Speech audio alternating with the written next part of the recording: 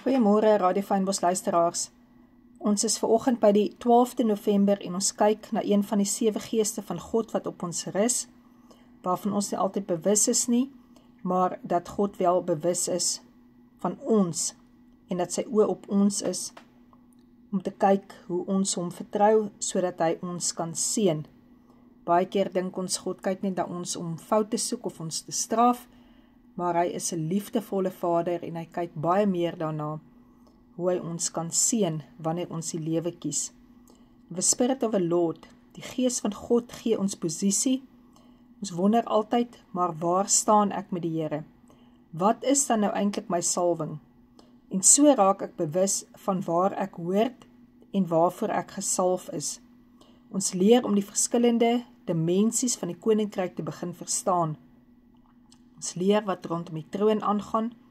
Ons leer van God se krag, van ons autoriteit wat ons het, van kunskap om te heers, en ook 'n gedaanteverwisseling, wat ek en jy ondergaan, van glory tot glory. Met ander woorde, soos wat ek hier sit en lyk, so lyk ek baie beslis nie in gees nie. Ons is in gees sigbaar deur die bloed van Jesus, van God se kant af. En dit is wat ek en jy baie meer moet leer, hoe meer ons communion gebruik, hoe meer moet ons begin glo, as ons vra, Here, vergewe my sonde, verlos my van my oortredinge, my ongeregtigheid, dat ons regtig begin sien dat hierdie goed weg van ons lewe afgesny word, want dit is gekoop deur die bloed van Jesus, dit hoort nie meer by ons nie, Jesus het dit vir ons gedra. As ons bid en vra, Here, genees ons, dat ons onsself begin sien ook sonder daardie siekte, en ophou praat in die verlede tyd, asof ons dit nog steeds het. Nou net soos wat ek nou hier sou gesit het, en ek sou 'n mantel oor my gehang het, net so werk dit, hoe die mantel van God se geregtigheid ook oor ons val, en dat ons ook dan in gees so 'n kleed dra. Hoe het ons, en met wat daar ander kan die voorhangsel is, hier dan te doen? Dan begin ons verstaan, soos in die hemel, so ook op die aarde. Want almal wat deur die Gees van God gelei word, die is kinders van God, Romeine 8 vers 14.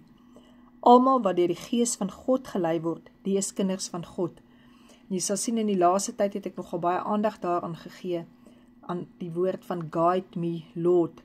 Daar gaan ook Vrydag gaan daar dan 'n nuusbrief uitgaan oor dit, van Guide Me, Lord. Want ons kan nie genoeg hierdie woorde bid, Here, lei my nie. En net soos wat daar in die woord staan, let we be light, is die krag van hierdie woorde, Guide Me, Lord, net so kragtig. Want ons wat deur die Gees van God gelei word, is kinders van God. Ons maak daarmee 'n verklaring. Ons is afhanklik van God se leiding, wat hy ons lei. So Vader God, ek dank U in die naam van Jesus, dat U Gees my lei om 'n kind van U te wees, en laat ek dan so bewus raak daarvan, dat U my Vader is, en dat U my gebede verhoor.